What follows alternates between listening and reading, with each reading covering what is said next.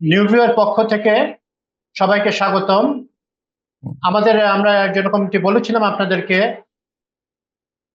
নিউভিউ dialogue বলে আমরা একটি প্রোগ্রাম চালু করব, মানে এক ধরনের আমরা কনভারসেশন চালাবো, কনভারসেশন করব আমাদের বিভিন্ন বিষয়ের, বিভিন্ন সেক্টরের মানুষদের সাথে যারা প্রতীয়মান। আজকে আমাদের গেস্ট হিসেবে আছেন শহীদুল করিম খান শুভ্র। ওনার পরিচয় আসলে দিতে গেলে এটা বেশ দীর্ঘ সময় নিয়ে নেবে, আমি যতটা সংক্ষেপে পারছি করছি। উনি শহীদুল শুভ্র ভাই আমাদের একজন সাংবাদিক, কবি, ফিলোসফার, কি বলবো, অনেক দিক, মানে এটা একটা ভেরি মাল্টি ডাইমেনশনাল পার্সোনালিটি। তো আমরা আশা করি উনি আমাদের শুধু আজকে মাত্র শুরু হলো, উনি বারবারই মানে নিয়মিত বিরতিতেই নিউভিউ আমাদের সাথে কথাবার্তা বলবেন। এটা ওনারও চ্যানেল। শুভ্র ভাইকে আমরা আজকে টপিক আমরা নির্ধারণ করেছি, যেহেতু উনি বিভিন্ন বিষয়ে গবেষণা করেন এবং আসল কথায় আসলে বলা হয়নি, উনি একজন চিন্তক, যেটাকে আমরা থিঙ্কার বলি। তো আর দীর্ঘায়িত করছি না, আমরা টপিকে চলে যাচ্ছি। আমরা আজকে রাজনীতিতে সহিংসতা এরকম একটা বিষয় নিয়ে আমরা এসেছি। আমাদের হেডিংটা থাকবে এরকম এরকম টাইপের, রাজনীতিতে সহিংসতা। তো এই ব্যাপারে আমরা একটা ফ্রি ফ্লোয়িং ডায়লগ হবে, এবং আশা করি শুভ্র ভাই নিজেও উপভোগ করবেন। শুভ্র ভাই, স্বাগতম আপনাকে। ধন্যবাদ ধন্যবাদ। অনেকদিন পরে আপনাকে আচ্ছা, দেখলাম এবং দেখে ভালো লাগলো। জি, আমার আমাকে সাবেক আমারও কলিগদেরকে সাবেক কলিগদেরকে দেখতে ভালোই লাগে। The feeling is mutual. আমারও ভালো লাগলো। এবং আপনি বর্তমানে শুভ্র ভাই রোমানিয়া প্রবাসী আছেন। উনি দেশে আসা যাওয়া করেন এবং দেশের বিভিন্ন খবর উনি একটা তীক্ষ্ণ অবজারভেশন করেন। এটা সাংবাদিকের যে সুলভ বৈশিষ্ট্য। তো রাজনৈতিক সহিংসতা শুরু করছে এভাবে। শুভ্র ভাই, আমরা তো গান্ধীবাদী পলিটিক্সের কথা শুনেছি বা পড়েছি, দেখিনি বাংলাদেশে ওরকম। বাংলাদেশে সবসময় একটু সহিংস ছিল এবং গান্ধীরও প্রভাব এই পূর্ববঙ্গে খুব বেশি ছিল না হয়তো, বা ইভেন গ্রেটার বেঙ্গল। তো কিন্তু গান্ধীর মহাত্মা গান্ধী, ওনার প্রভাব আপনারা জানেন যে সারা বিশ্বে ছড়িয়ে পড়েছিল। আমাদের আমেরিকার ব্ল্যাক রাইটস এর মুভমেন্টের নেতা মার্টিন লুথার কিং এবং ইভেন নেলসন ম্যান্ডেলা, ওনারাও তার টিচিংসে, তার শিক্ষায় অনেক শিক্ষিত। তো শুভ্র ভাই, আপনি কি মনে করেন যে গান্ধীবাদী অহিংস রাজনীতির বর্তমানে কোনো প্রাসঙ্গিকতা আছে? ধন্যবাদ। যেহেতু আপনি গান্ধীবাদীর কথা বললেন, এটার ইতিহাস কিন্তু একটু পিছনে যাওয়া যায়। আমাদের বাংলা অঞ্চলে কিন্তু আমরা বুদ্ধিজমের আন্ডারে ছিলাম অনেকদিন। আমাদের বুদ্ধির শাসক ছিল, আমাদের অ্যাডমিনিস্ট্রেটর ছিল, আমাদের রাজা ছিল, রানী ছিল। তাদের বুদ্ধিজমের চর্চা কিন্তু আমাদের বাংলা অঞ্চল হতো। এটা বলা হয় যে বুদ্ধিজম চর্চার সেকেন্ড হোম কিন্তু বাংলাদেশ ছিল আর কি। তো অহিংস চিন্তা ভাবনা কিন্তু এই গান্ধীর আগের থেকেই আমাদের এখানে প্র্যাকটিস হয়ে আসছে, এক। দ্বিতীয়ত, আমাদের যে সুফিজম, যে পীর সাহেবরা এই 200 300 400 বছর আগে এখানে ধর্ম প্রচার করতে আসছিলেন, তারা কিন্তু সুফিবাদী চিন্তা, এমন সুফিবাদী চিন্তার মধ্যে কিন্তু অহিংস আইটেম আছে। মানে অন্যান্য ধর্মের সাথে একসাথে বসা, আলোচনা করা, ডায়লগে করা, বাহাস করা এবং সাহিত্য সঙ্গীত চর্চা করা। যেমন লালন ফকির কিন্তু আমাদের লালন ফকির, উনি কিন্তু অহিংসার কথা বলেছিলেন এবং মানুষের যে নিজের পথকে খোঁজা, নিজের ভিতরে খোঁজা এবং ধর্ম নিয়ে উন্মাদনা না করা, এটি কিন্তু আমাদের দেশে বহু বছর ধরে চর্চা হচ্ছে। কিন্তু সমস্যাটা হচ্ছে যে গত 50 60 70 বছর বা আমাদের ব্রিটিশ শাসনের আমলের পরের থেকে আমরা সহিংস রাজনীতির দিকে চলে যাচ্ছি, আমরা ভায়োলেন্ট হয়ে যাচ্ছি। আমরা আমরা আমরা আমরা প্রত্যেকটা সমাধান ভায়োলেন্টলি করার চেষ্টা করতেছি, এটাই হচ্ছে আমাদের সমস্যা। হ্যাঁ, গান্ধীবাদী শুভ্র ভাই, দর্শন। আপনার অনুমতি নিয়ে একটু ইন্টারাপ্ট কি করতে পারি আমি? হ্যাঁ হ্যাঁ হ্যাঁ, করেন। জাস্ট একটা কথা, যে ব্রিটিশ আমলেও কিন্তু আমাদের এখানে একটা সন্ত্রাসবাদী রাজনীতির ধারা ছিল। সূর্য সেন বা ক্ষুদিরাম, ওনারা কিন্তু একটু সন্ত্রাসী কার্যকলাপ করেছিলেন। দুই আবার দুই আমরা গান্ধী ধরনের ফিরে দুই আসি। ধরনের আইডিয়া কো এক্সিস্ট করছে। দুই ধরনের আইডিয়া কো এক্সিস্ট করছে। একটা হচ্ছে পিসফুলি সমাধান করা, নন ভায়োলেন্টলি দেখা। আরেকটা হচ্ছে যে ব্রিটিশরা আমাদের বাইরের লোক, তারা বাইরের থেকে এসে আমাদেরকে শাসন করতেছে। সেখানে আপনি অহিংসার কথা বলে, শান্তির কথা বলে, ধ্যানের কথা বলে আপনি এদেরকে এদেরকে এই দেশ থেকে তাড়াতে পারবেন না। সুতরাং আপনার একটু ভায়োলেন্ট হতে হবে। তারা পলিটিক্যালি শাসকদের এগেনস্টে ভায়োলেন্ট হয়েছে, কিন্তু আমাদের দেশে ভায়োলেন্সটা এখন অন্যরকম ভায়োলেন্স নিচ্ছে। একটা হচ্ছে পলিটিক্যাল ভায়োলেন্স, ফিনান্সিয়ালি গেইন করার জন্য, ক্ষমতায় যাওয়ার জন্য। একটা ভায়োলেন্স হচ্ছে যে অন্য ধর্মের উপরে আক্রমণ হচ্ছে, শিশু নির্যাতন হচ্ছে, নারী নির্যাতন হচ্ছে। বর্তমানে আমরা দেখতেছি যে এই জিনিসগুলি ভায়োলেন্ট হচ্ছে, এবং এই এই সন্ত্রাসকে এখন একটা একটা একটা ইনভেস্টমেন্ট হিসাবে দেখা হচ্ছে, রাজনৈতিক একটা গেইন হিসাবে দেখা হচ্ছে। এটা হচ্ছে আমাদের একটা মেন জিনিস অ্যাড্রেস করা উচিত আর কি। সেটাই হচ্ছে আমি বলতেছিলাম যে এইটা, এবং সেটাকে কিভাবে মিটিগেট করা যায়, কিভাবে মিনিমাইজ করা যায়, সেই আচ্ছা, বিষয়ে আমরা আর আলোচনা করতে পারি। আর গান্ধীর প্রসঙ্গে, মহাত্মা গান্ধী। গান্ধীর প্রসঙ্গে এখানে যে একটা ডিবেট আছে, গান্ধীর অহিংস চিন্তা ভাবনা কি আমাদের ব্রিটিশ থেকে মুক্ত হওয়াটা কি পিছিয়ে দিয়েছে নাকি দেরিতে করেছে, সেটা একটা ফিলোসফিক্যাল ডিসকাশন। এটা নিয়ে আমরা একটা দিন আলোচনা করতে পারি, কিন্তু এটা চিন্তাটা এখনো রেলিভেন্ট, এখনো অনেকে এটা নিয়ে কথা বলতেছে। কিন্তু নন ভায়োলেন্ট আইডিয়া শুধুমাত্র গান্ধী দেয় নেই। আমি বললাম তো, আমাদের এখানে বুদ্ধিজম ছিল, সুফিজম ছিল, এবং চায়নাতে লাওসে আছে, তাওইজম আছে, তারাও ওই আপনি পিসফুলি সমাধান করার কথা বলেছে। সুতরাং ভায়োলেন্ট সমস্ত কিছু সলিউশন না। ভায়োলেন্স হয়তো কিছু কিছু জায়গায় দরকার পড়তে পারে, কিন্তু আপনি পিসফুলি অনেক সমস্যাই সমাধান করতে পারেন নন ভায়োলেন্ট দৃষ্টিতে। এখন কথাটা হচ্ছে যে আমাদের ভিতরে যে ইনস্টিং আছে, একটা ভায়োলেন্ট একটা ইনস্টিং আছে, আমরা জন্মগত ভাবে আমরা মারামারি করতে পছন্দ করি, কেউ কেউ কেউ ঝগড়া করতে পছন্দ করি। আমরা ছোটবেলার থেকে এই কতগুলি ইনস্টিং, যেটা আমরা বায়োলজিক্যালি, মানুষ আর অ্যানিমেলের মধ্যে কিন্তু কোনো পার্থক্য নেই। আমাদের রিপ্রোডাক্টিভ অর্গান বলেন, আর আমরা খাই বলেন, ঘুমাই বলেন, দেখি বলেন, সবকিছুর মধ্যে একটা অ্যানিমেলের সাথে আমাদের একটা সিমিলার আছে বায়োলজিক্যাল। কিন্তু চিন্তা, কনসিয়াসনেস, মননশীলতা, আমাদের মাইন্ড, মন, এইটা পশুর থেকে আলাদা। এখানে আমাদের নাচার করার অনেকগুলি জায়গা আছে, যে জায়গা আমরা কাল্টিভেট করতে পারি। যদি আমরা কাল্টিভেট করতে পারি, কিন্তু অনেক সমস্যাই আছে যে আমরা পিসফুলি সমাধান করতে পারবো। এখানে আমাদের একটা দরকার, সংস্কৃতির বিকাশ দরকার, শিল্প সাহিত্যের বিকাশ দরকার। আপনারা জানেন যে গত 15-16 বছর আমলি সরকারের আমলে আমরা একটা সাপ্রেস সোসাইটি ছিলাম। আমরা নিউজম্যান যারা ছিলাম, তারা সবকিছু যেটা দেখতে চাচ্ছি সেটা দেখতে পারতেছি, বা কোনো সার্কেলে কথাবার্তা বলে আপনার সরকারের সমালোচনা করতে পারতেছেন না।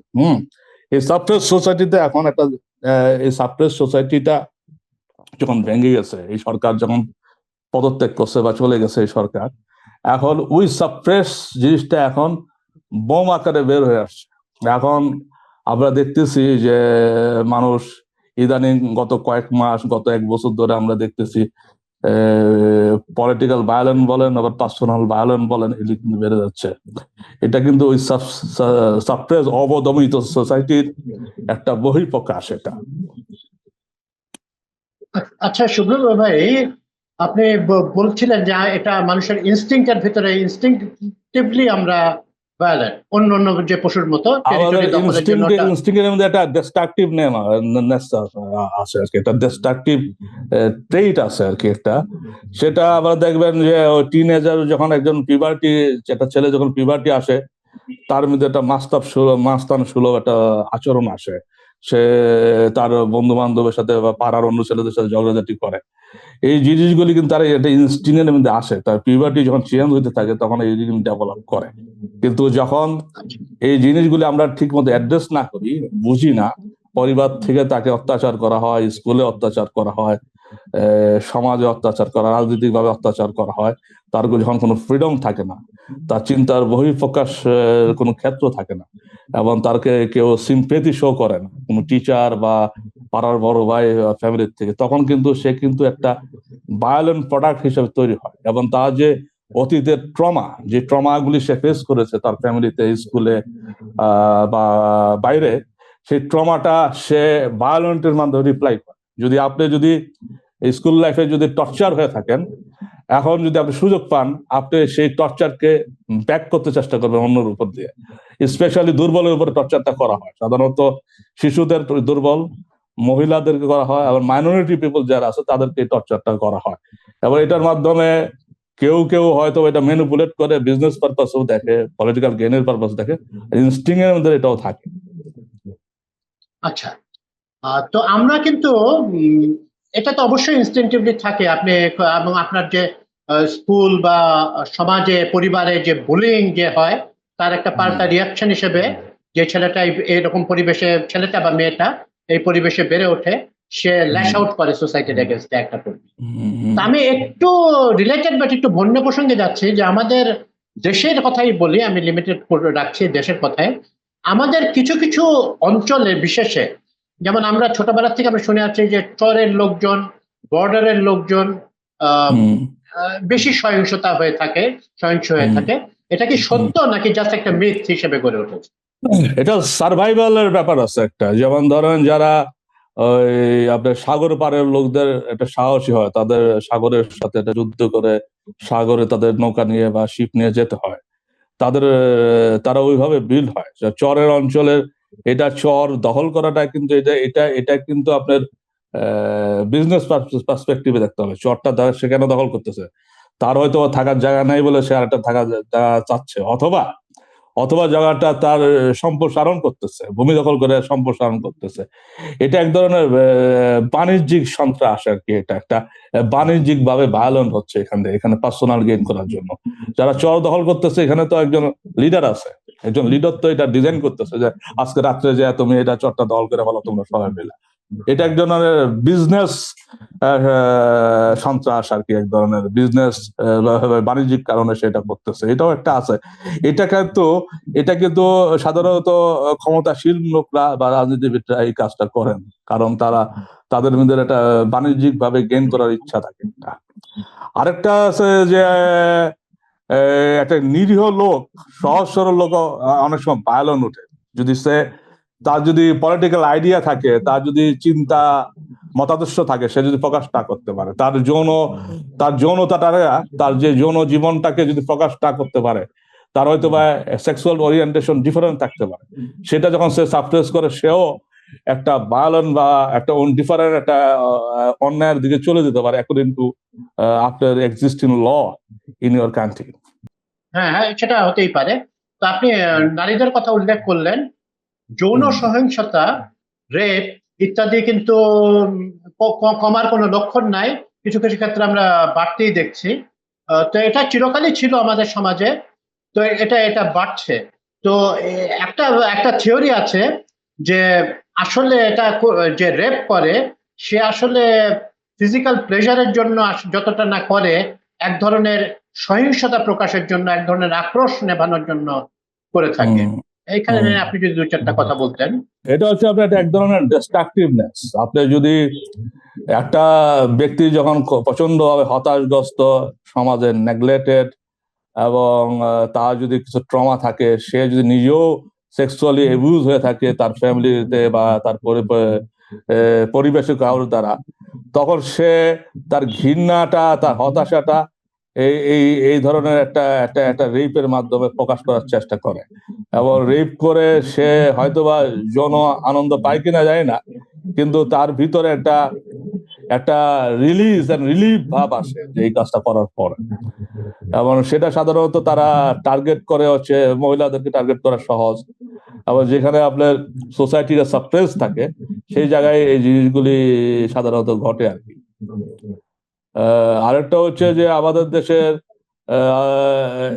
এই সব জিনিসই আছে, পর্ন মুভি দেখা যাচ্ছে, আবার আবার আবার ধর্ম আছে, রিলিজিয়ন আছে, রিলিজিয়াস প্র্যাকটিস আছে, আবার মৌলানা সাহেবরা বিভিন্ন ধরনের ফতোয়া দিতেছেন, সেক্সুয়াল অনেক টাবু আছে, সব মিলে আমার মনে হয় এই জেনারেশনকে কিছুটা পারভার্ট করে তুলতেছে, এক ধরনের পারভার্সন আসতেছে।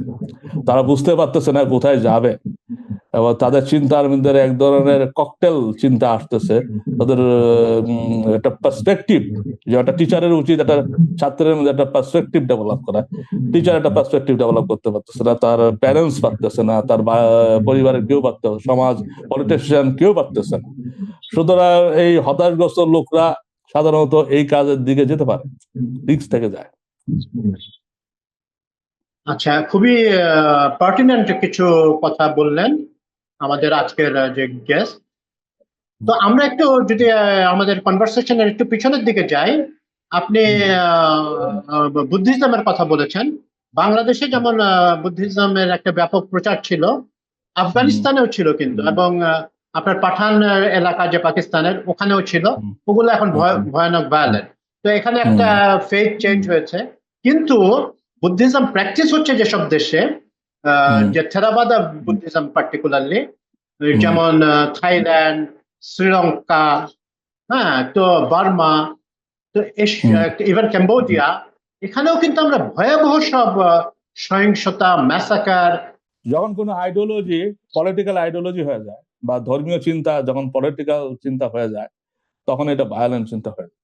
আপনি যদি ইসলাম ধর্মের কথাও যদি বলেন, আপনি যদি ইসলাম ধর্মটাকে পলিটিক্যাল পারপাস ইউজ করেন, সেখানে আপনার ভায়োলেন্ট হতে হবে। আপনি হিন্দুইজমে দেখেন, ইন্ডিয়াতে হিন্দুইজমের মধ্যেও দেখা যাচ্ছে এখন জঙ্গিবাদ এবং ভায়োলেন্ট। এখন বুদ্ধিজম যখন পলিটিক্যাল আইডিয়া হয়ে যায়, একটা বুদ্ধিস্ট, তারা যখন একটা দেশকে বুদ্ধিস্ট কান্ট্রি বানাতে চায়, এবং এটা যখন নিজের পলিটিক্যাল আইডিয়ার সাথে ইন্টিগ্রেট হয়ে যায়, তখন এটা অটোমেটিকলি ভায়োলেন্ট হয়ে যায়। এখানে এটা রিস্ক আছে। আরেকটা হচ্ছে যে একসময় বুদ্ধিজম ইনএফেক্টিভ হয়ে গেছিল, তখন অন্যান্য ধর্মগুলি আইসা তাদের প্লেসগুলি নিয়ে নিছিল। কিন্তু আমি এখানে রিলিজিয়াস পার্সপেক্টিভে কিছু বলতেছি না, আমি বুদ্ধি ধর্মটাকে এখানে ধর্ম হিসাবে দেখতেছি না, আমি এই যে আইডিয়া হিসাবে দেখতেছি, যেখানে যিনি বুদ্ধা নিজে তার সময়কাল এবং তার যে মন ছিল তাদের সময়কাল, বিগ বিগ প্রবলেম গুলিকে তিনি নন ভায়োলেন্ট ওয়ে অ্যাড্রেস করেছেন সলভ করতে। সেখানে আমি বলতেছি, আমার কাছে মনে হয় না যে বুদ্ধিজম কখনোই ধর্ম ছিল না, কিন্তু এটা হয়তো ধর্ম বানানো হয়েছে। যেমন হিন্দুইজমকে এখন একটা ইসলামের প্যারালাল বা ইসলামের অপোজিট একটা ধর্ম বানানো হচ্ছে। এলি একটা একটা একটা পার্টিকুলার একটা গ্রুপ এই কাজটা করে আর কি সবসময়। সেটা খুব ভেরি রিস্কি এবং ডেঞ্জারাস কাজ। অবশ্যই এটা রিস্কি। এবং এখন আপনার বুদ্ধিজম বলেন, সুফিজম বলেন, এই ওরিয়েন্টাল আইডিয়া গুলি, এগুলি এখন এর কিছু এলিমেন্ট, ফিলোসফিক্যাল এলিমেন্ট সাইকোলজিতে মানুষকে থেরাপির জন্য ইউজ করা হচ্ছে। আপনার সমাজে কিছু সহিংসতা সলভ করার জন্য ইউজ করা হচ্ছে। আমাদের উচিত হবে হচ্ছে এই আমাদের এই গুড থিং গুলিকে নিয়ে আমরা আমাদের প্রবলেমগুলি অ্যাড্রেস করতে পারি কিনা, সেটা হচ্ছে আমাদের দিক। এবং আমাদের সহিষ্ণুতা এবং টলারেন্স আছে কিনা, এবং আমরা অ্যাকসেপ্টেবল কিনা এগুলি নেওয়ার জন্য। আচ্ছা, আমরা একটু প্রসঙ্গ অন্তরে যাই।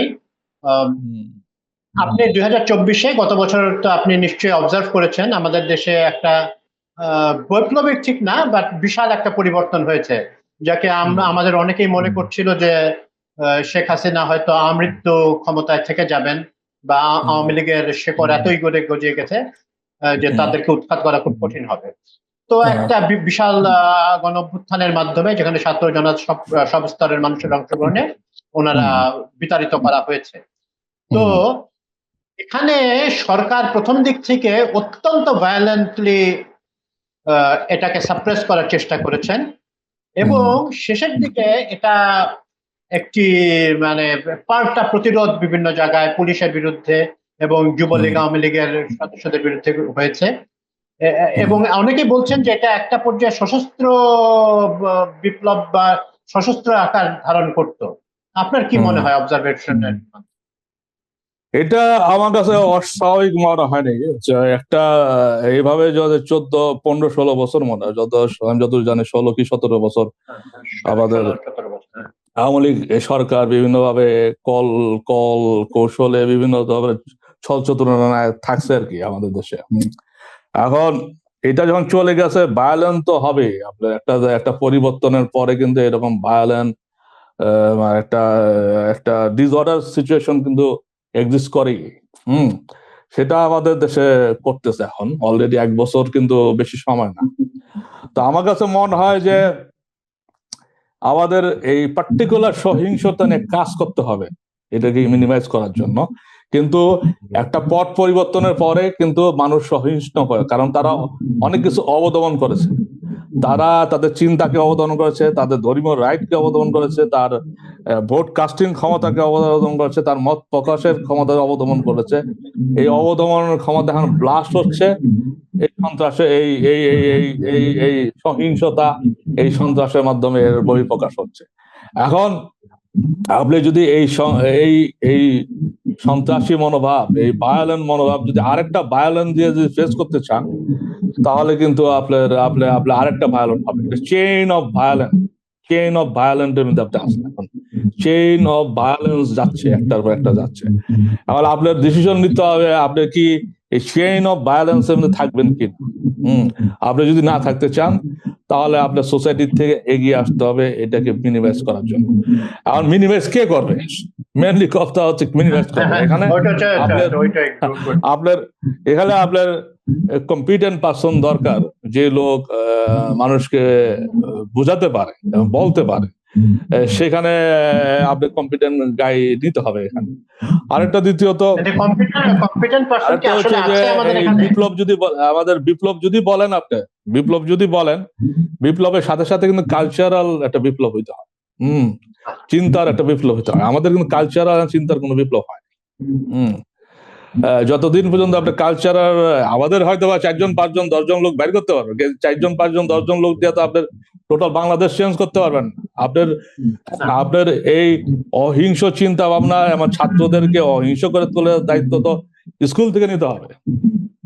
সেখানে আমাদের কারিকুলাম দরকার হবে, সেখানে আমাদের মনস্তাত্ত্বিক বেস পড়াশোনা করাতে হবে, মানুষের ক্রিয়েটিভিটি ফ্যাকাল্টি গুলিকে উজ্জীবিত করতে হবে। আমাদের তো এটা বিশাল বড় দায়িত্ব নিতে হবে। না ছাড়া আপনি হয়তো বা এই সরকার চলে গেলে আরেকটা সরকার আসবে, আওয়ামী লীগের স্টাইলে আবার দেশ চালাবে, বা অথবা আওয়ামী লীগে আসবে, আপনার চেইন অফ ভায়োলেন্সের থাকবেন, সারাদিন ভায়োলেন্সের থাকবেন।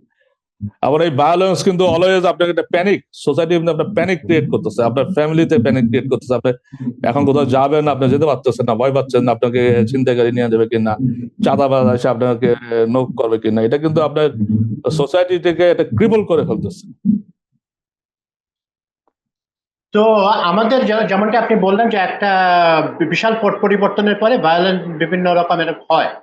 তো আমরা দেখেছি ফরাসি বিপ্লব থেকে শান্ত হতে হতে বছরের পর বছর লেগেছে। এই আবার একটা যন্ত্রই আবিষ্কার হয়েছে মানুষকে হত্যার জন্য, গিলোটিন। গিলোটিন যে আবিষ্কার করছেন উনি আবার গিলোটিনেই মারা গেছেন, মানে হত্যা করা হয়েছে। আপনি যে দেশে এখন বসবাস করছেন সেখানে আমরা জানি যে বেশ কয়েক দশক আগে নিকোলাই চাসেস্কু শাসন করতেন, দীর্ঘদিন উনি শাসন করেছেন, ওনারও কেউটারি ছিল।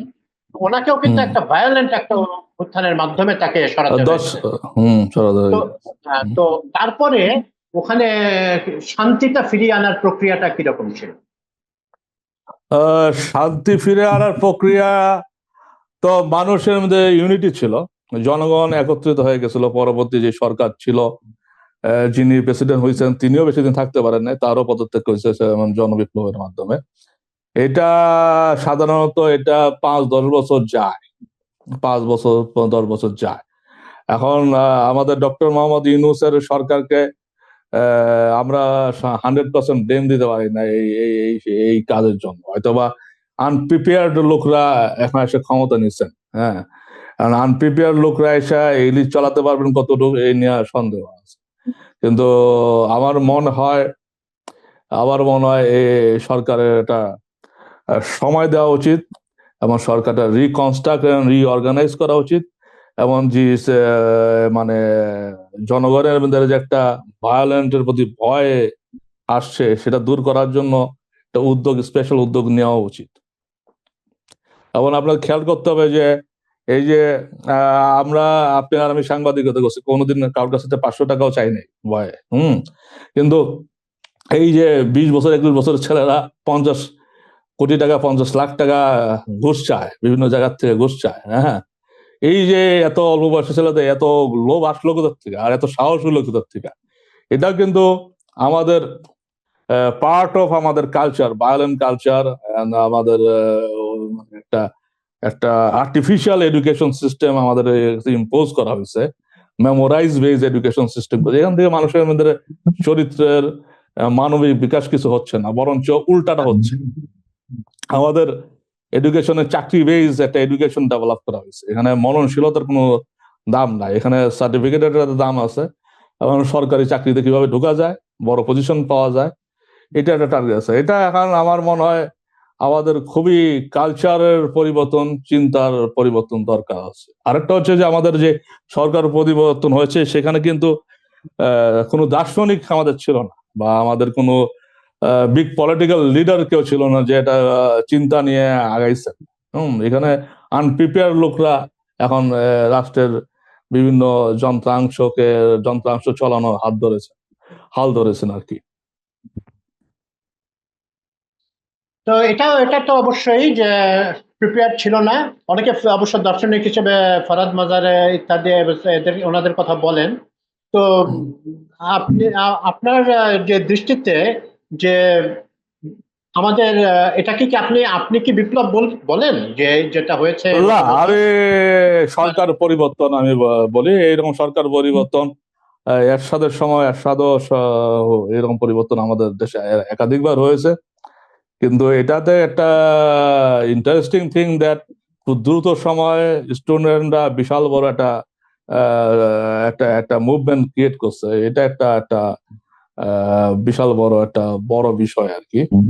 আরেকটা হচ্ছে যে আরেকটা হচ্ছে যে এটা এটা যে আমলিক যে কি পরিমাণে, আমলিক কিন্তু সবসময় একটা ঝুঁকিতে ছিল, যে কোনো সময় সে টপল হইতে পারে।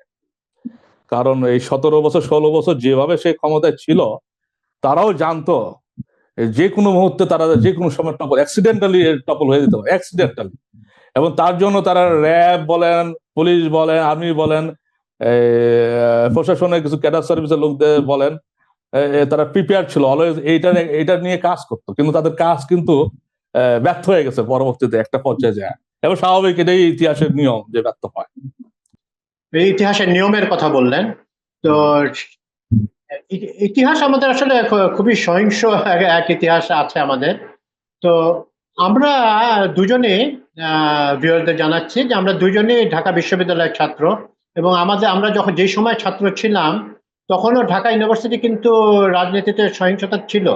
ছাত্র রাজনীতিতে শত শত হাজার হাজার রাউন্ড গোলাগুলি হতো।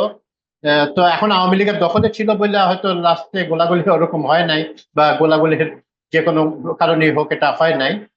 তো আমরা সেই 70-এর দশক থেকে আমরা সূর্য সেন হলে 7 মার্ডার এবং এবং অনেক মার্ডার হয়েছে, এবং এবং কোনো রকম বিচার আচার হয় নাই। তো ছাত্রদের আর ভিতরে আরেকটা জিনিস হচ্ছে এখনকার যে সহিংস কাজ, সন্ত্রাসী কাজ, এগুলি কিন্তু স্প্রেড হয়ে যায় সোশ্যাল নেটওয়ার্কিং সাইটের জন্য। আগে যেমন ধরেন যে ওই নোয়াখালীর কোনো জায়গায় বা ময়মনসিংহের কোনো অঞ্চলে কোন খামারি হলে আমাদের নিউজ পেপারে ছাপা হইতো কি না হইতো। হুম তখন তো আর আমাদের ওয়েবসাইট ছিল না, আর নিউজ পেপারে সোশ্যাল মিডিয়া ছিল না, তখন হয়েছে। কিন্তু এখন যেখানে যে কোনো ঘটনা ঘটার মাত্রেই প্রত্যেকের কাছে মোবাইল ফোন আছে, ভিডিও আছে, তারা ছেড়ে দিতেছে। এটা একেবারে সোশ্যাল নেটওয়ার্ক, নিউজ পেপার বা জার্নালিস্টদের কাছে যাওয়া দরকার পড়ে না, ডাইরেক্টলি আপনার কাছে এসে পড়তেছে।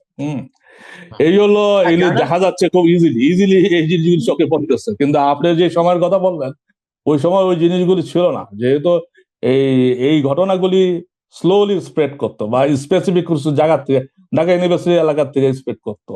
কিন্তু আবার আবার বরিশালের ওই জায়গার থেকে আসতে হয়তো 2 দিন 3 দিন বা 1 সপ্তাহ লেগে যেত। সেটাও একটা ব্যাপার আছে।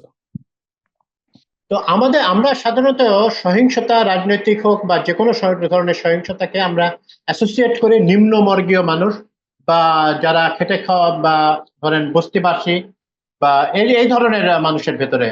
কিন্তু আমরা দেখছি যে সচ্ছল পরিবারের ছেলে মেয়েরাও যে শুধু অ্যাডভেঞ্চারের তাড়নায় বিভিন্ন সহিংসতায় লিপ্ত হচ্ছে। এই ফেনোমেনাটা নিয়ে আপনার কোনো কথাবার্তা? এটা আপনি তো মানুষকে গিরি করে ফেলতেছেন। আপনি যখন আপনি নিউজে পড়তেছেন বা নিউজে দেখতেছেন যে 100 কোটি 200 300 কোটি টাকা পাচার করে দেশ থেকে নিয়ে গেছে, ব্যাংকের টাকা মেরে দিছে। এইগুলি কিন্তু আপনার এই নিউ জেনারেশন তারা কিন্তু মজা পেতেছে, কই এত টাকা আমিও যদি এই টাকা আর্ন করতে পারি তাহলে আমার জন্য ভালো। এখন যে এই সরকার ক্ষমতায় আসছে, এখন নতুন এই ইয়াংরাও ওইভাবেই স্বপ্ন দেখা শুরু করতেছে। যেমন আমাদের এই 17 বছর 16 বছর পলিটিশিয়ানরা যেভাবে লুটপাট করলো এবং কিছু ব্যুরোক্রেট যেভাবে লুটপাট করলো, টাকা পয়সা নিয়ে গেল, বিজনেসম্যানরা টাকা পয়সা দেশ থেকে পাচার করে নিয়ে গেল, এটা কিন্তু তাদের প্রতি তাদের কাছে একটা দৃষ্টান্ত হয়ে দেখা দিচ্ছে। এখন তারা ওই দৃষ্টান্ত ফলো করে তারাও এখান থেকে সম্পত্তি আহরণ করে পালা দিতেছে। এটা তাদের একটা মানে স্বপ্ন খুবই হয়ে গেছে আর কি। খারাপ দৃষ্টান্ত।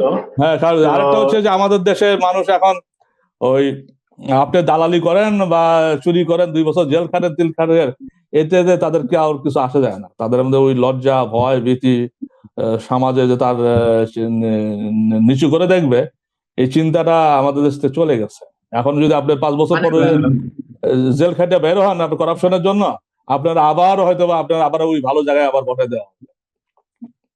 মানে উনি বলছেন যে আমাদের ভ্যালু সিস্টেমে বা মূল্যবোধের ভ্যালুজ একটা ভ্যালুজ পরিবর্তন হয়েছে। পরিবর্তন দরকার। তো আমাদের আপনি শিক্ষা ব্যবস্থার কথাটা বললেন যে আমরা ইভেন আমাদের সময়ের কথা বলছি, আমরা ম্যাট্রিক ইন্টারমিডিয়েট এসএসসি এইচএসসি এগুলোতে আমরা রচনা মুখস্থ করতাম। রচনা মুখস্থ তো আসলে একসাথে যায় না, রচনা মানে ক্রিয়েট। আমরা অঙ্কের রেজাল্ট পর্যন্ত মুখস্থ করতাম এবং শিক্ষকরা আমাদের মুখস্থ করার ব্যাপারে উৎসাহ দিতেন।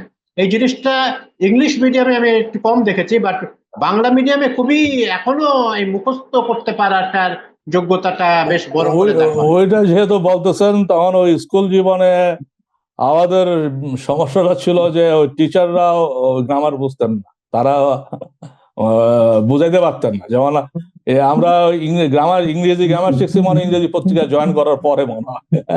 এর আগে আগে তো আমাদের গ্রামার মুখস্থই করছি, কারণ টিচাররাই গ্রামার জানতেন না। আমাদের কম্পিটেন্ট টিচার দরকার। আমাদের এখন কোনো কম্পিটেন্ট স্কুলে তো নাই, হয়তো বা ইউনিভার্সিটিতে কিছু আছে, তাও কিন্তু কম, তাও স্কুল কম। কলেজে স্কুল কলেজে কোনো কম্পিটেন্ট টিচার নাই। আপনার টিচিং জিনিসটা হচ্ছে একটা প্যাশন হিসাবে নিতে হয়। এখন কেউ যদি পয়সা কামানোর জন্য টিচিং প্রফেশন নেয়, তার ওই 40 মিনিট ক্লাসে থাকবে, তারপরে সে চলে যাবে, তার মাস শেষে বেতন পাবে, ওইটাই হচ্ছে তার টার্গেট।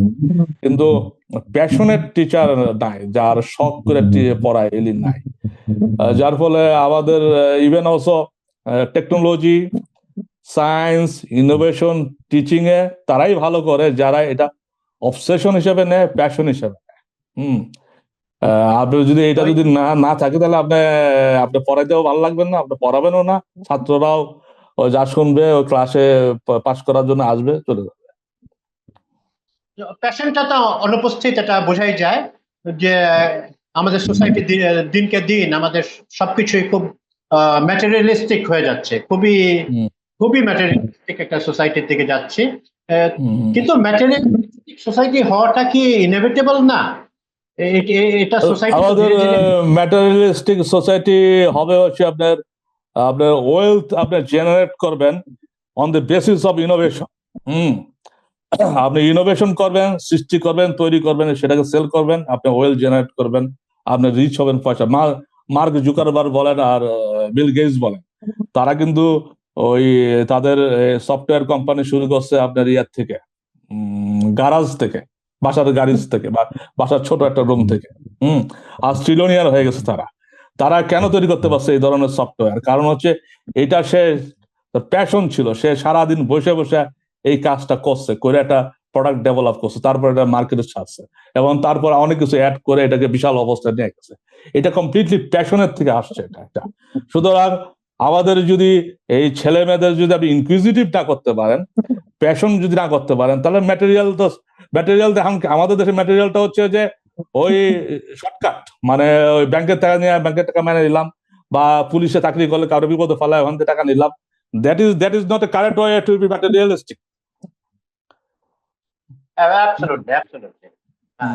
এটা এটা আমরা ম্যাটেরিয়ালিজমের মোটেও একটা সঠিক পন্থা অবলম্বন সঠিক বলতো করছি না। না। আমি যে জায়গায় যে দেশে আছি, এই জায়গায় কিছুদিন আগে প্রচুর বাংলাদেশি আসছে, এবং সবারই দেখলাম যে ওই আদম ব্যবসা করার নেচার। কেন আপনি তো আদম ব্যবসায়ী না, আপনি আদম ব্যবসা করতে চান কেন? কারণ হচ্ছে শর্টকাট টাকা মানানো যায়। হ্যাঁ, হ্যাঁ, ওইটাই হচ্ছে নেচার হয়ে গেছে এখন। আচ্ছা, এটা এটা আহ, এখন কি বলবো, এটা আমাদের ভ্যালুজ এর একটা ড্রাস্টিক পরিবর্তন হয়েছে। আমরা ইভেন আমরা ইয়াং ছিলাম তখন একটা সৎ লোককে কে সমাজে অন্তত শ্রদ্ধার চোখে দেখা হতো, এখন বেকুব হিসেবে আমরা স্টেপের হিসাবে দেখি। দেখা।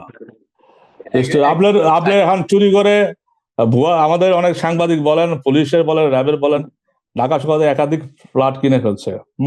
কিন্তু কেউ কিন্তু তার খারাপ দৃষ্টিতে দেখে না, কারণ সে কয়েকটা ফ্ল্যাট আছে, সেটার মালিক হিসেবেই তার অ্যাড্রেস করে। হ্যাঁ, এখন আপনার বেলুতে ওই জায়গাতে প্রবলেম হয়ে গেছে সম্মানটা অর্জন করে নিচ্ছে চুরির মাধ্যমে।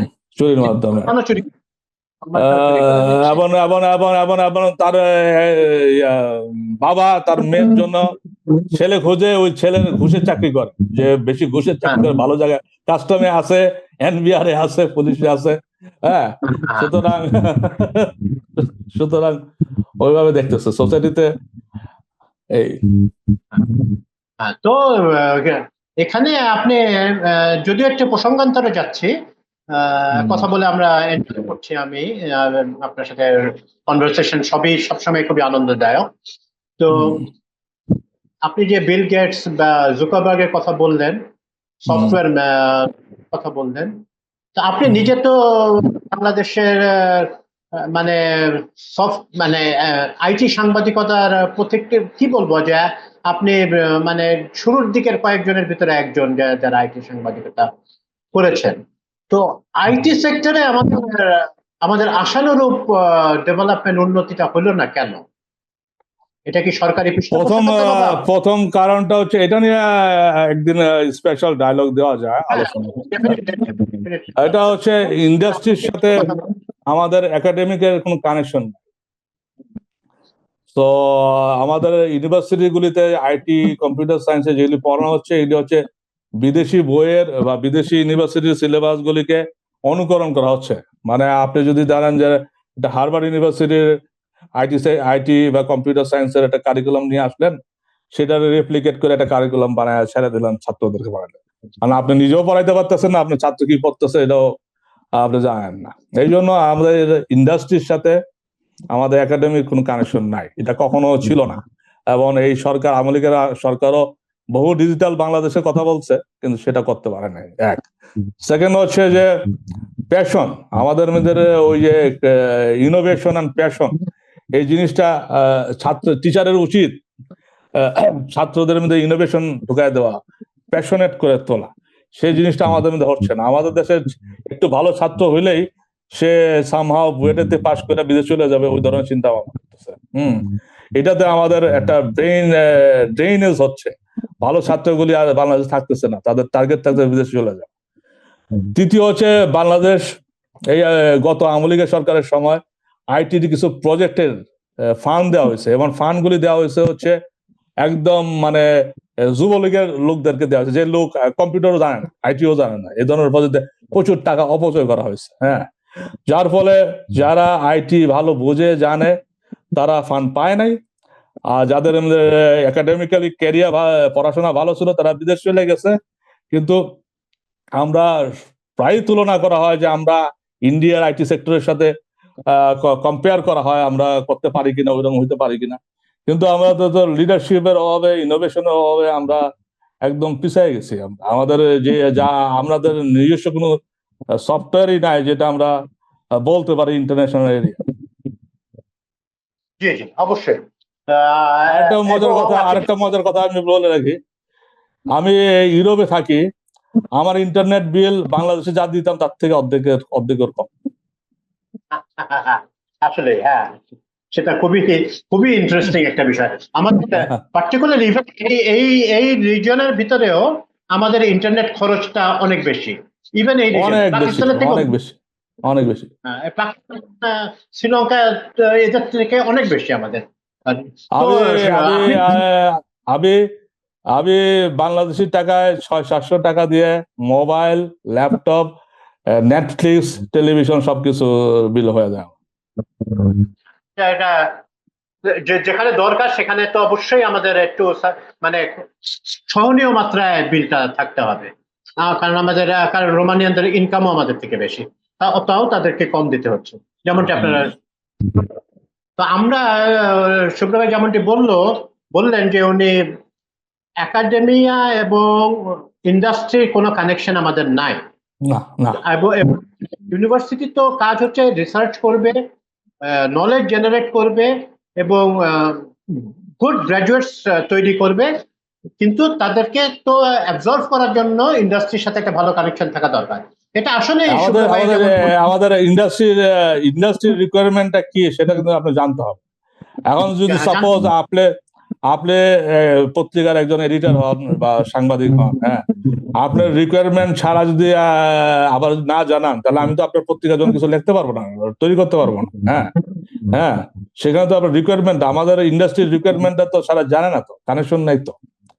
এখন এটা ইন্ডাস্ট্রি অ্যান্ড একাডেমি দুইটাই প্রজেক্ট বেস কাজ হইতে পারে, এটা কাজটা খুব কঠিন না, সম্ভব, মোটেও কঠিন না, কারণ সারা পৃথিবীতে হচ্ছে। কিন্তু বিষয়টি এখন পুরা আইটি ইন্ডাস্ট্রি নিয়ে আমরা আরো ইতিহাস ইত্যাদি নিয়ে আমরা অন্য একটা এপিসোড করবো। তাও আমরা যেটা যতটুকু চিনতে পারলাম এটা আমাদেরকে চিন্তার খোরাক দিচ্ছে। তা আমি একটু পিছিয়ে যাই।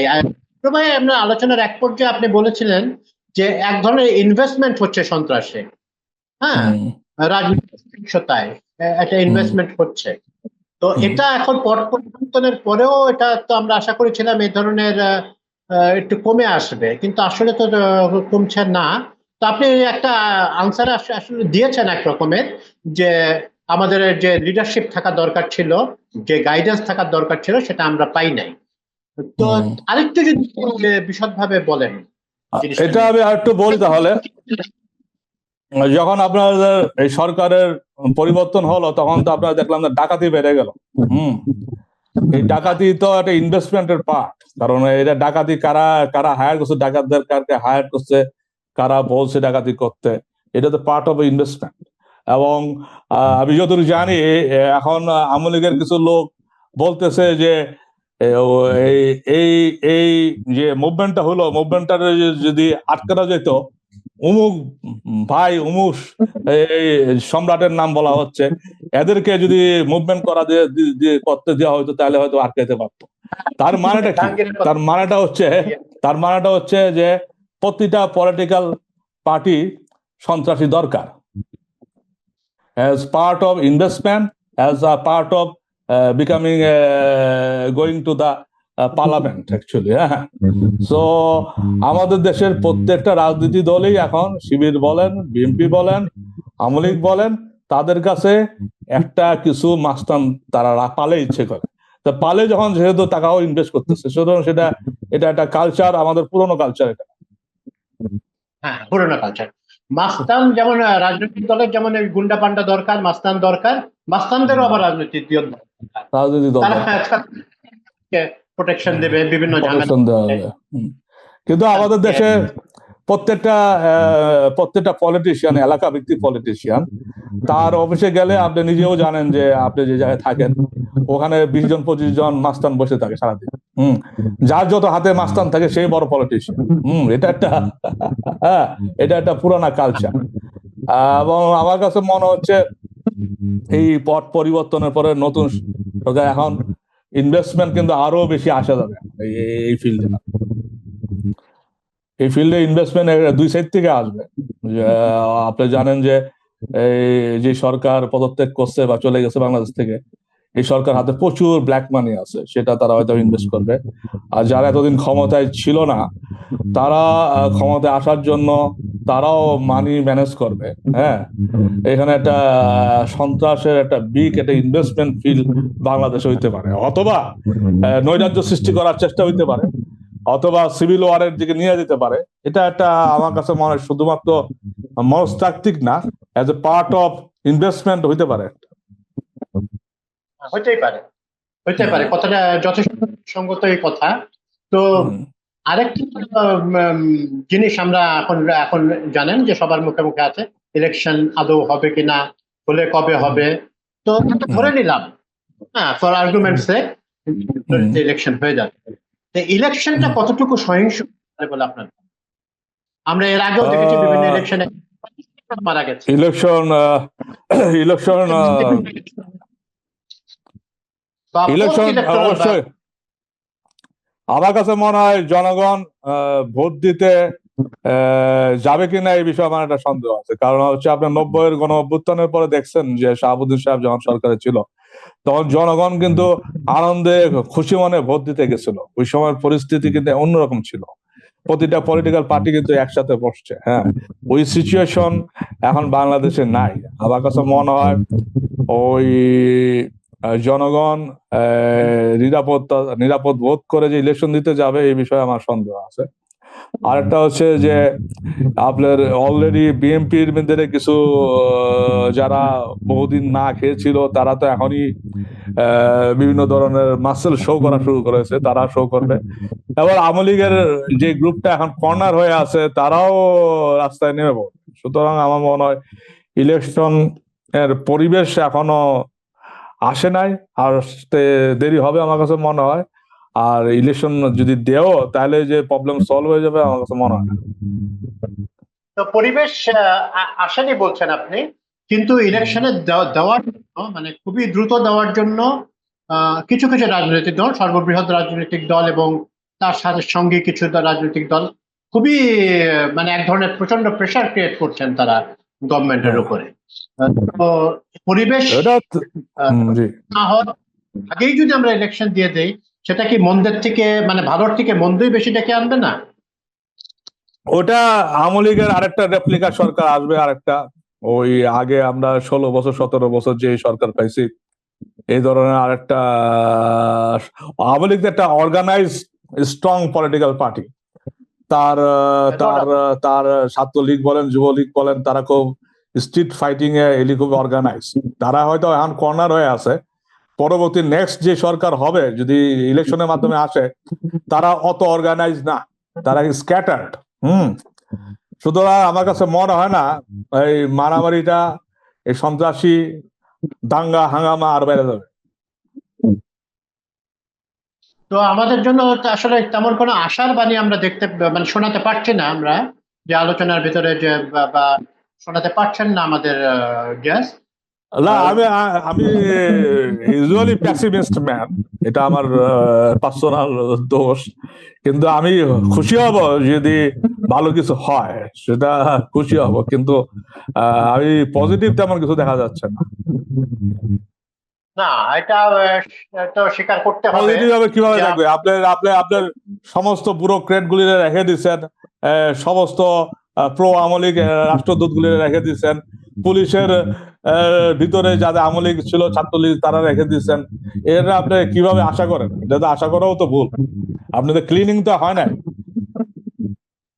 তো আশা তো করতেই হয়, কারণ আমাদের তো এখন কি বলবো, যে এখন আশা ছেড়ে দিলে তো আশা আর আশার আলো শো করে হচ্ছে ধর্মীয় গুরুরা, ধর্মীয় মৌলানা সাহেবরা, তারা আশার আলো। আমরা যারা অন্য ফিল্ডের লোক তারা এই ন্যারেশন দিতে পারি, ডেসক্রিপশন দিতে পারি, কিন্তু আশাটা আমরা যদি পলিটিশিয়ান হইতাম বা ধর্মীয় গুরু হইতাম তাহলে বলতে পারতাম হ্যাঁ ভালো হয়ে যাবে, আর 1 বছর ওয়েট করেন বা 3 মাস ওয়েট করেন। কিন্তু আমাদের তো পার্সোনাল কোনো গেইন নাই, সুতরাং আমরা ওয়েট করার জন্য বলতে পারি না। আচ্ছা। শুভ্র ভাই, আপনি বাংলাদেশে সেকুলার পলিটিক্স কি কর্নার্ড হয়ে যাচ্ছে দিনকে দিন? আমি এবং দক্ষিণ আমি এটা মনে করি না। আমি মনে করি যে ধর্মীয় পলিটিক্যাল পার্টি যতগুলি আছে এদেরকে রাজনীতি করতে দেখ। তারা যদি রাজনীতি করতে পারে তারা নিজেরা নিজেরা মারামারি করে নিজেরা নিজেরা চুপ হয়ে যাবে। কিন্তু আপনার আমাদের এখানে ট্র্যাডিশনালি আপনার ইভেন বামরাও কিন্তু ভোটের রাজনীতিতে তেমন কোনো সাফল্য দেখাতে পারে নাই। হুম, শুধু শুধু তারা কালচারাল ফ্রন্ট তাদের স্ট্রং, বা তাদের যে বয়ান নির্মাণে তারা পারদর্শী, কিন্তু হুম। ভোটের রাজনীতিতে তারা হয়তো একসময় প্রাসঙ্গিক ছিল, এখন তো তারা ঠিক প্রাসঙ্গিকও না। ইভেন আন্ডারগ্রাউন্ড পার্টিগুলো এখন চোর ডাকাতে ভরে গেছে। তো বাম এই রাজনীতির ওই রকম বিশাল কন্ট্রিবিউশন বাংলাদেশে আমি দেখি না, কিন্তু কিন্তু কিছু কিছু ইন্টেলেকচুয়াল তৈরি করেছে, কিছু কিছু ইন্টেলেকচুয়াল রাইটার তৈরি করেছে, কিছু ইউনিভার্সিটি টিচার তৈরি করেছে, থিঙ্কার তৈরি করেছে, সেদিক দিয়ে একটা কন্ট্রিবিউশন আপনারা বলতে পারেন। এমন কয়েকজন আছেন যারা যারা খুব পিউরিটান সমাজতান্ত্রিক চিন্তা ভাবনা করেন, কিন্তু সেকুলারিজম তো একটা অন্যরকম কথা। বাম রাজনীতিবিদরা তো সেকুলার না, তারা তারা তো অলরেডি ডগমাটিক। তারা ওই যেই সমাজতন্ত্র চলে গেছে পড়ে গেছে সেটা নিয়ে এখনো আছে। হ্যাঁ, এরাও তো সেকুলার না।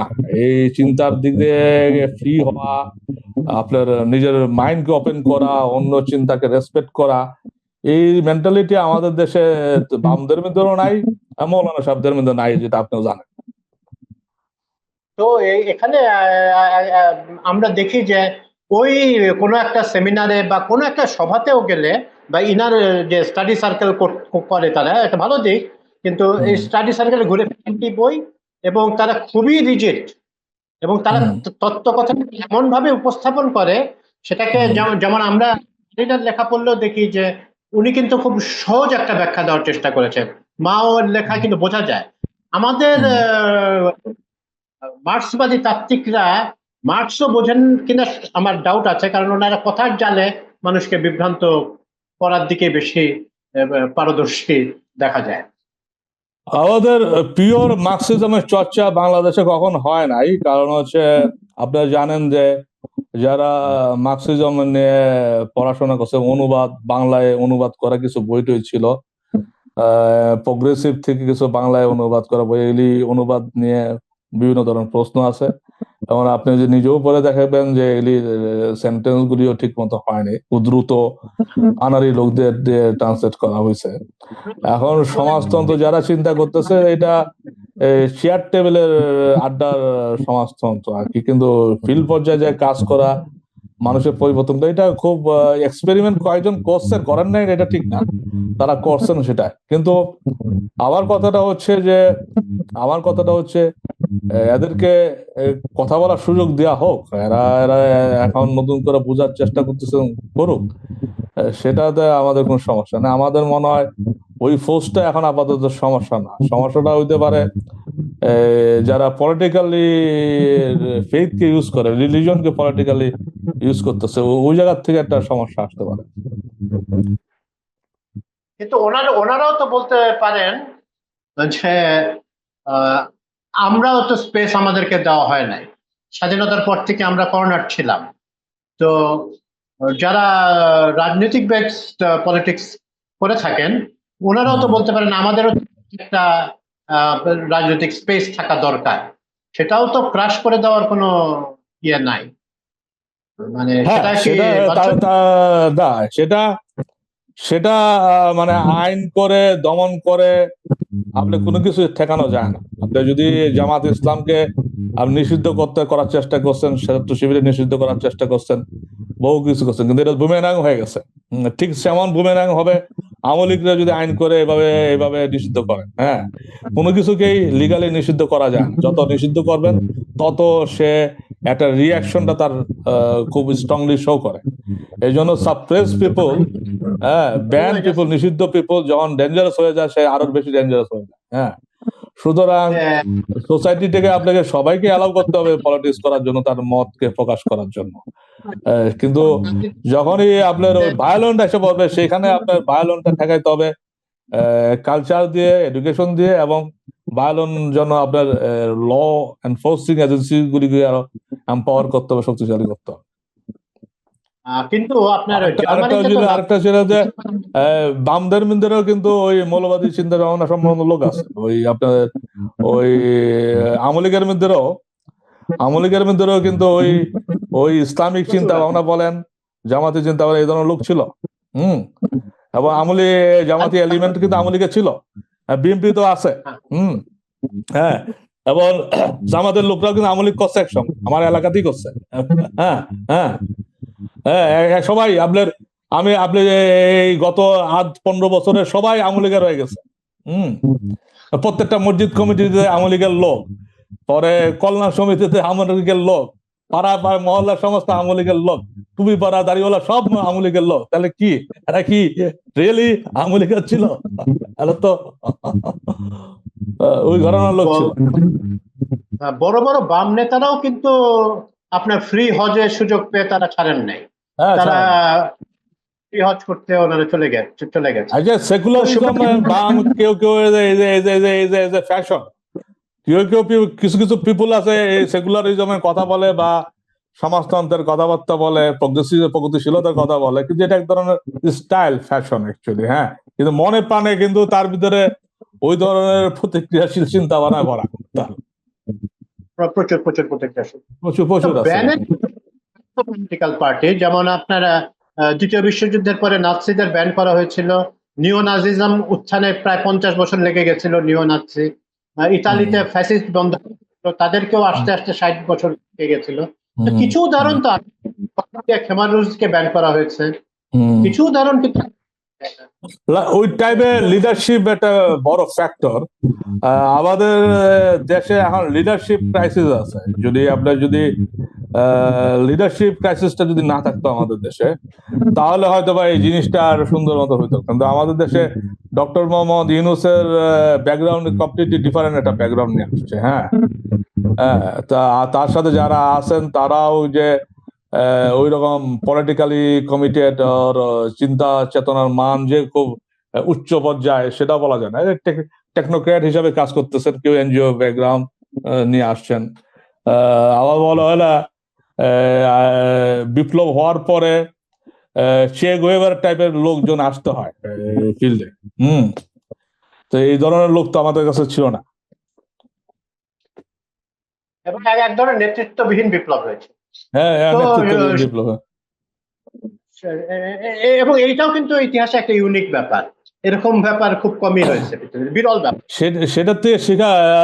এখন আমাদের রাজনীতিবিদরা তো ইতিহাস থেকে শিক্ষা নেন না, তারা তো এটা দেখতেছেন, কিন্তু পরবর্তী যে সরকার আসবে সেও যে আওয়ামী লীগের মতন কাজ করবে না আপনি কিভাবে বলেন? সেও কত করবে। কিন্তু আমাদের দেশের সমস্যাটা হয়ে গেছে তো এই অতীত থেকে শিক্ষা না নেওয়া, এটাই হচ্ছে আমাদের শিক্ষা। আপনার কথার সাথে আমি একমত পোষণ করেই জানাচ্ছি, আওয়ামী লীগের মতো খারাপ হওয়ার জন্য বিশেষ প্রতিভা লাগে। ওটা এখন চাইলেও কতটা ওই লেভেলের নামতে বা তাদের সে ওই সক্ষমতা কিনা ওইটাও নিয়ে করার চিন্তা। তো করিম খান শুভ্রের সাথে আমাদের যে আলোচনাটা হলো, শুভ্র আপনাকে অনেক ধন্যবাদ। এবং আমরা চাইবো আপনি ভবিষ্যতে আমাদের সাথে বারবার, আমাদের একবার দুবার না বা রেগুলার ভিত্তিতে আমাদের সাথে কথাবার্তা হবে, বিভিন্ন বিষয় নিয়ে আমাদের কথাবার্তা হবে। কারণ আমাদের ভিউয়ার্সরা আমাদের অনেক চিন্তার খোরাক পেলেন আশা করি, এবং কথা বলাটা সবসময় খুব আনন্দদায়ক একটা অভিজ্ঞতা, এবং আমরাও বৃদ্ধ হইলাম তার সাথে কথা বললাম। তো আপনাকে অনেক ধন্যবাদ। তো আজকের মতো শেষ করি আমরা। খোদা হাফেজ। ঠিক আছে, ভালো থাকেন, কথা হবে।